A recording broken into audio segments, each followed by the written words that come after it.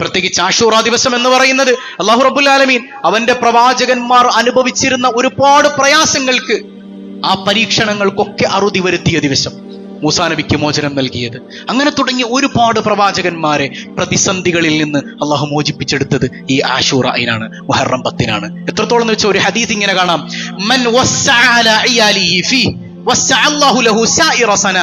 ആരെങ്കിലും ആശൂറ ദിവസം കുടുംബത്തിന് വിശാലത ചെയ്താൽ, സാധാരണ ഉള്ളതുപോലെയല്ല, മുഹറം 10-ന്റെ അന്ന് കുടുംബത്തിന് നല്ല ഭക്ഷണം, സ്പെഷ്യൽ ഭക്ഷണം, കഴിയുന്നത് പോലെ നല്ല വസ്ത്രം എടുത്തു കൊടുക്കാൻ പറ്റുമോ, നല്ല വസ്ത്രം നിങ്ങളെ കൊണ്ട് പറ്റുന്നത്, മുഹറം 10-ന്റെ അന്ന് കുടുംബത്തിന് വിശാലത ചെയ്താൽ വസ്സഅല്ലാഹു ലഹു സായിറ സന, ഈ ദുനിയാവിൽ തന്നെ ഒരു വർഷം മുഴുവൻ അള്ളാഹു അവന് വിശാലത ചെയ്തു കൊടുക്കും. സയ്യിദുനാ റസൂലുള്ളാഹ് സ്വല്ലല്ലാഹു അലൈഹി വസല്ലം. അത്രമേൽ അള്ളാഹ് പരിഗണിച്ച ദിവസമാണ്. അടുത്ത വെള്ളിയാഴ്ചയാണ്. അപ്പൊ നമ്മളും പരിഗണിക്കുക, കൂടുതൽ അള്ളാഹുവിലേക്ക് അടുക്കാൻ ഈ പരിശുദ്ധമായ മുഹറം മാസത്തെ ഉപയോഗിക്കുക. പ്രത്യേകിച്ച് ആശൂറ